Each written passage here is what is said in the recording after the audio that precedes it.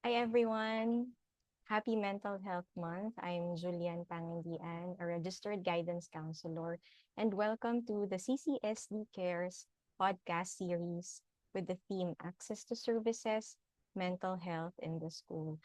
I hope everyone's doing well. I hope everyone's enjoying the activities, the mental health activities that you're having in school right now.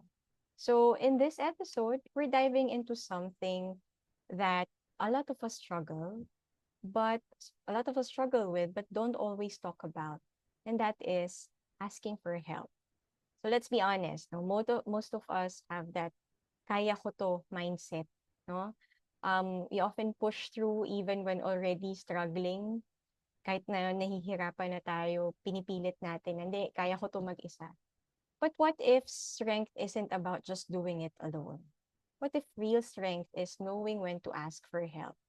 So today, we'll explore how reaching out and breaking the silence can actually lead us to growth, connection, and healing. Now, speaking of asking for help, I actually remember one of my students before who had a hard time asking for help. So let me just briefly share her story. So my student was a third year irregular college student, and na-observe siya nung professor niya to be performing poorly in her academics, which is unusual kasi the student used to perform well, no, in her academics. And so, ang ginawa ng professor niya was that the professor tried to reach out to her often, pero she seemed hesitant to open up. Lagi niya lang sinasabi na, okay lang po, mga ganun lang. No? Pero hindi na-give up yung professor niya. No? Nag-check-in pa din sa kanya. Until one time, finally, no, nag-open up din yung student. And doon napansin, observe ng professor na she was, she seemed to be dealing with anxiety already. No, and hindi na siya okay emotionally. So what the professor did was offered her to be referred to counseling. But yeah, yung student, she still refused, no, to seek counseling. She refused multiple times. But eventually, she agreed to do so. No, hindi naman siya kinulit ng professor niya. Parang the professor was trying to be encouraging, no, supportive sa kanya. Siguro nang na-establish na yung rapport with the professor, doon na siya unti-unting nag-open up and eventually nag-agree na to seek help. So when we had our counseling, I discovered that the student was already suffering from symptoms of anxiety and depression. And when it was already affecting her functioning, hindi na siya makatulog ng maayos, nahihirapan siya mag-focus, no, sa academics. Even her appetite has already decreased, no, wala na ng gana kumain. So what I did is that I provided her with the needed intervention, and eventually, sadly, no, she had to stop from schooling for a while. But the purpose for that is for her to focus on her therapy kasi she was referred to a psychiatrist after that. And kinakailangan talaga muna niya ng break from school para mas makafocus dun sa intervention, sa therapy, and recover. No? So yun, no, sometimes our struggles become harder because we're reluctant to seek help. Katulad nung student ko na yun, no, na ang tagal bago siya nag-decide to seek help. No? She was trying to deal with it on her own. Pero ano na pala, nahihirapan na pala talaga siya. But asking for help isn't a sign of weakness. No? It's a step towards clarity, connection, and relief. Kasi nung nakausap ko din yung parent niya, na ano sila 'no, parang na-enlighten sila na may hope pa pala 'no, maaayos pa pala yung sitwasyon niya. Ayun 'no, so in this episode, I'll talk about what keeps people from asking for help and how we can normalize reaching out as a sign of strength. Okay, so kayo ba? Based on your observation, what's one reason you think people hesitate to seek help? Na napapansin niyo sa mga friends niyo or sa sarili niyo mismo, ano yung isang reason kung bakit reluctant kayo to seek help? Okay? Now, before we can encourage people to ask for help, we need to understand what's holding them back. That's why I'm asking this question. What's holding you back? Now, just to share with you, these are the common barriers that make it hard to reach out. Okay? First, one of the most common barrier is stigma and misconceptions, no? We tend to fear the negative reactions of other people, like being labeled, being judged, being misunderstood. Kasi, uh, let's face it, no, many people believe that asking for help, especially for mental health, is a sign of weakness. No, yun yung usual belief ng iba. And natatakot tayo maka-receive ng reactions like, yung mga comments like, baka nag-iinarte ka lang, baka nagdadrama ka lang. Hala, nababaliw ka na ata. Yung mga ganon, no? These may sound harmless, no? Baka pwedeng sinasabi as a joke, but they make help-seeking look like something to be ashamed of. No? Pero actually, help-seeking is one of the bravest things that you can do for yourself. And I'll talk about that later. Okay? The other barrier for help seeking is poor mental health literacy, no? Yung minsan may pinagdadaanan ka na pala, pero dinadaan mo lang sa tulog, dinadaan mo sa iced coffee, ganyan, dinadaan mo sa pagbili ng kung ano-ano, because you're not sure if it's still normal and if it's time to reach out na, no? You're quite confused about what's happening to yourself.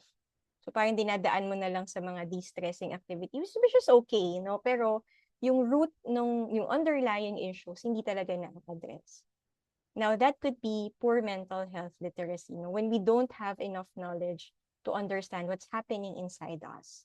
Kaya nga itong mga events na to, like this podcast, the webinars being conducted in your school, in your university, the information being provided to you by your guidance center, no? Those are really important, no? They're very important, so you can gain insights on how you can look after your mental health and that of others, no? Para may awareness tayo, no? Yun naman yung purpose din ng celebration ng Mental Health Month.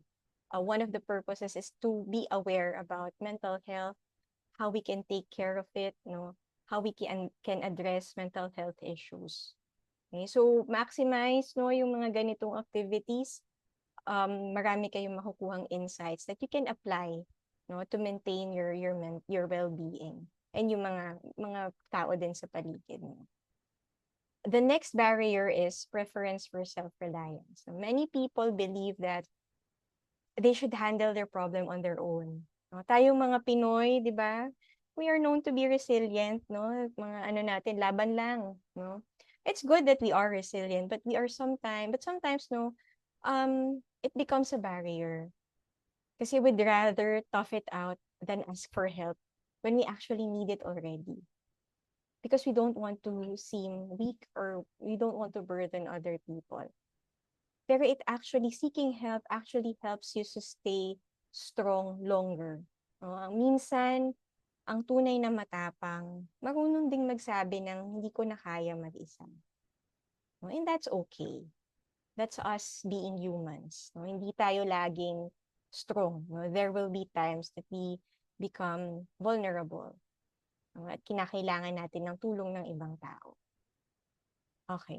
Now, another barrier is confidentiality and trust. No? Some are hesitant to seek help because they're afraid that their stories won't stay private or that they will be judged.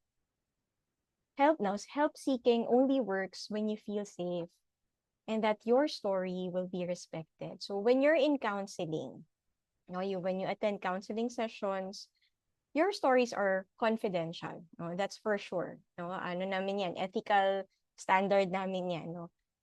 Unless, no, it will be confidential unless there's a risk on your safety. No? Doon lang nabe-break yung confidentiality.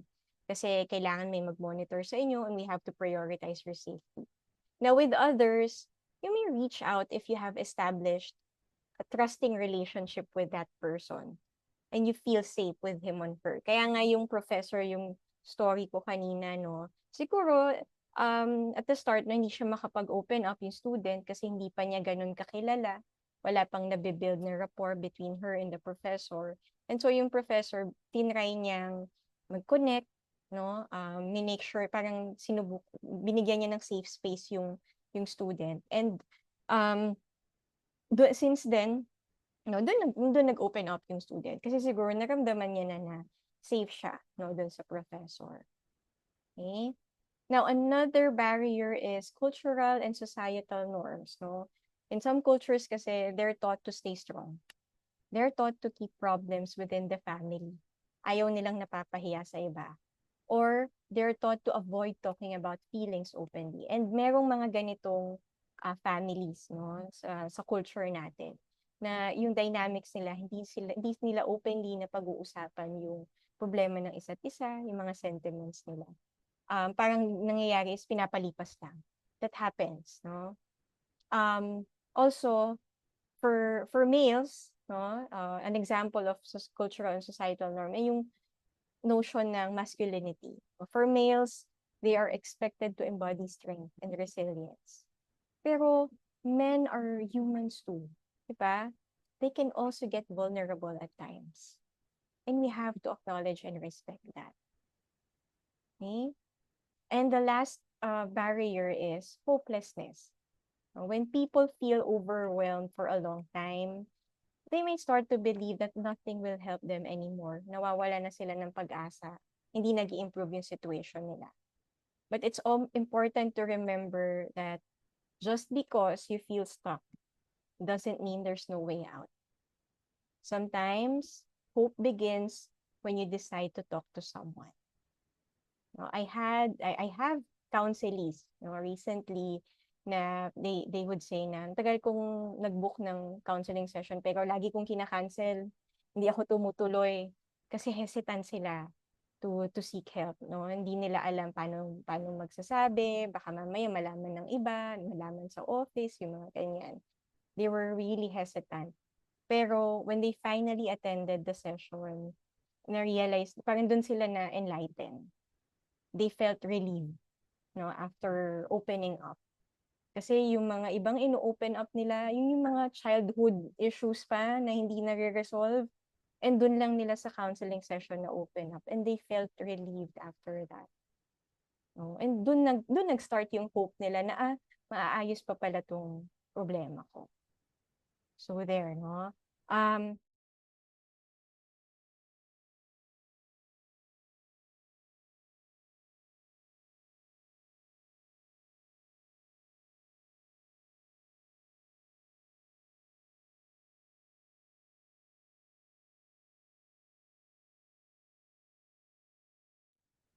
So there, no?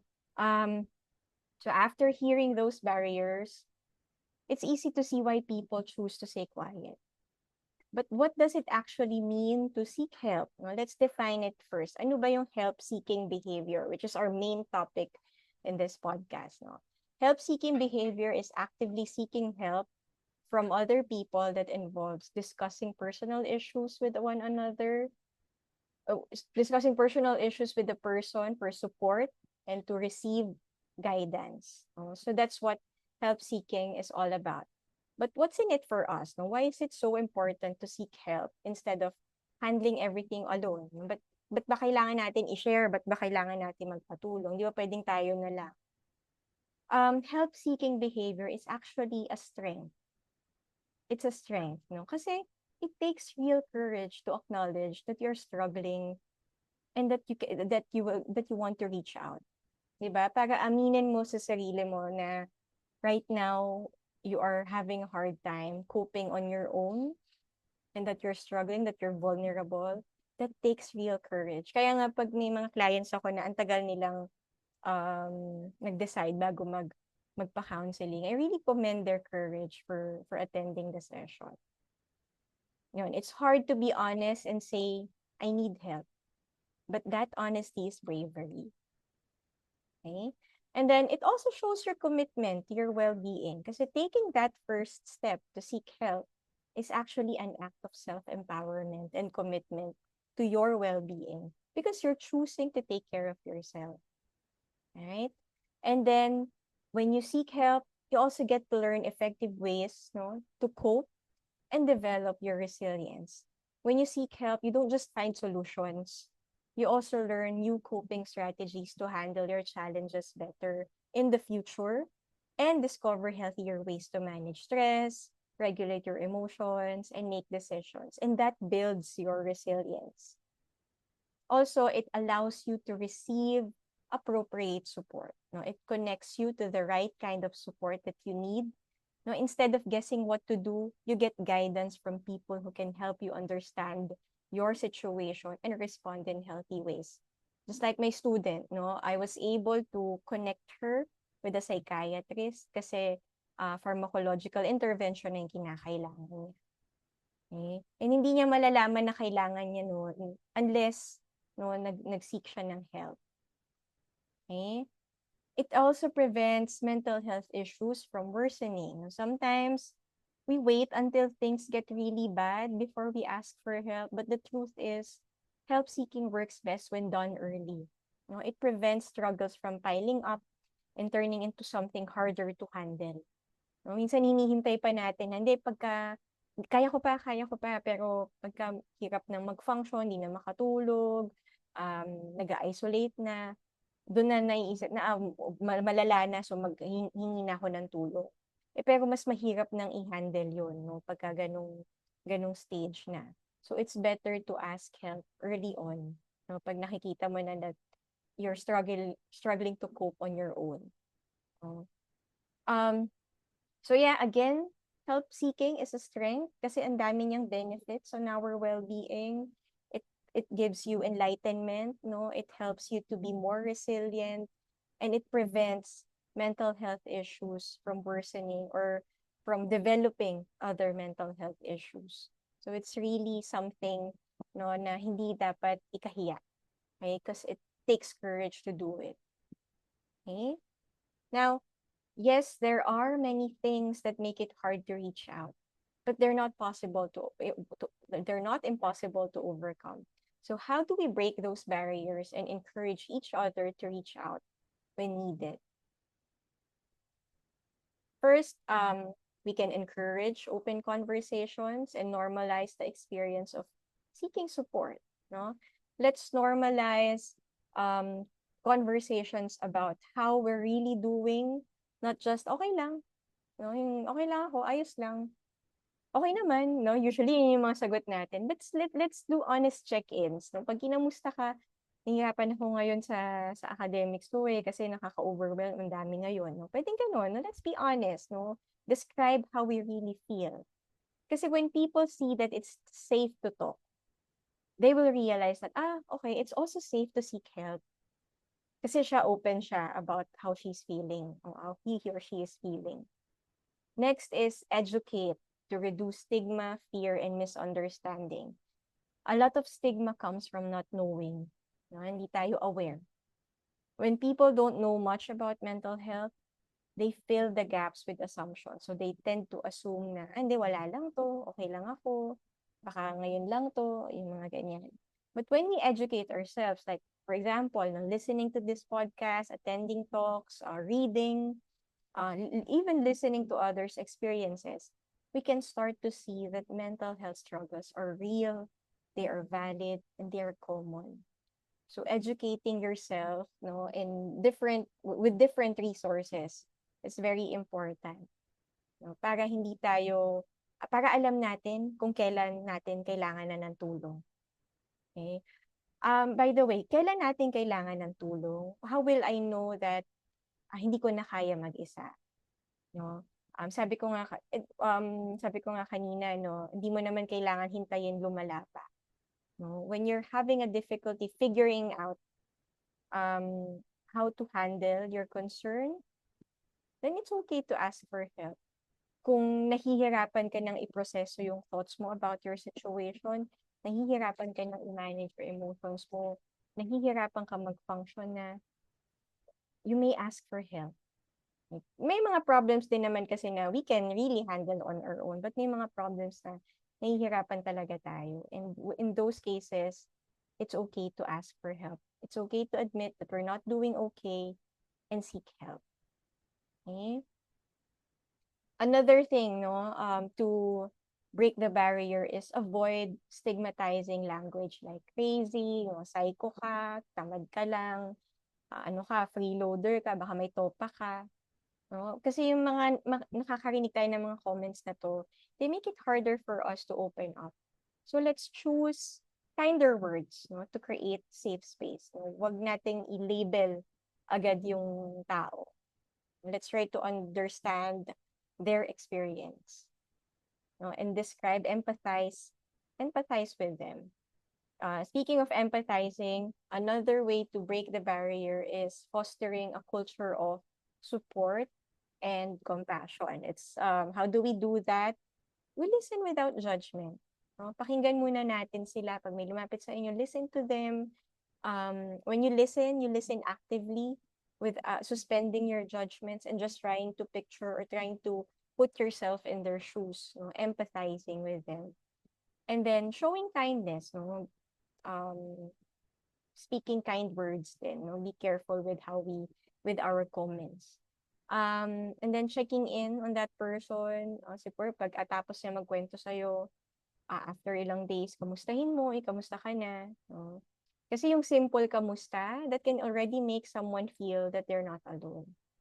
Yung matanong ka nga lang ng kamusta ka, you feel like, meron palang taong concern sa akin. Hindi pala ako nag-iisa dito. May suporta ako.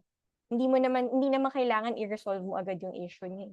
Just be there for that person. No? Show support, no? Be present para dun sa tao na yon. Also, model help-seeking behaviors, no? Not only for mental health concerns, but for other common challenges like stress, academic pressure, yung mga ganyan, mga failures. One of the best ways to encourage others to seek help is to show them that it's okay. Now, you can show that it's okay to talk about what we're going through or to see the counselor. Others will feel more comfortable, no, doing the same. Pag nakita nila that you're talking about your sentiments, no, you're talking about your feelings, and nakikita din nila that you go to your counselor for check-ins. By the way, when you go to your counselor, hindi naman kailangang malala na yung problema ninyo. No? You can go to your counselor for consultation, no? Parang ano lang yan eh, no? Pag may sakit ka, hindi mo naman hihintayin na lumala yung ubo mo, 'di ba? Kapag may sakit ka, tas it's going on for couple of days, no? Magpapa-check up ka niyan. So parang ganun din ang counseling. It's for parang check up to prevent your condition from worsening. And to also seek guidance in terms of developing resilience to handle your challenges. Okay? And lastly, if someone opens up to you, protect their trust. Be a safe space and refer them to resources if needed. Kasi when someone opens up to you, it means that they trust you. So be that safe space for them. Listen, don't interrupt, and don't minimize what they feel. No? Huwag natin maliitin yung problema nila, yung nararamdaman nila. When they approach you, you don't need to have all the answers. Sabi ko nga, no, hindi mo naman kailangang i-resolve yun eh. What matters is that, well, it's better, no, if you get to resolve it with that person. But what matters is that they're not alone. What matters is your presence. No? You're willing to listen to them and you're willing to support them. But if you feel like it's beyond what you can handle, offer talking to a counselor, no? Offer other resources. Ay, baka gusto mo mag-consult sa counselor natin or baka gusto mo i-consult yan kung academic problem sa prof natin. Pwedeng samahan kita, no? Pagpunta sa prof, yung mga ganun. Okay? You can refer naman. Okay? Now, we've talked about the barriers, no? The benefits and ways to break them. Now it's your turn. Ayan, no? So again, no, help seeking is self-care. It's not surrender. No? When you seek help, doesn't mean that you're giving up. No? It means that you're prioritizing your well-being. No? You're concerned about your well-being and you're seeking solutions. You're seeking ways on how to improve your situation or your condition. Okay? Now, we're talking about the barriers, ways to break them. Now it's your turn. Huh? I'd like you to think if there is something that's been weighing on you lately. May mga kinaka-stress ba kayo? Meron ba kayong mga iniisip na kina-overwhelm nyo? Ano yung mga yon? Okay? Think of those things, those stressors, no, that's been weighing on you lately. And now, think of one person. One person you can open up to about these problems, about these stressors. You don't have to say it out loud kung sino sila. Just acknowledge them and remember, no? Because this is the person, no, that you can reach out to or you can talk to about your problems, no, when it's already difficult for you to handle on your own.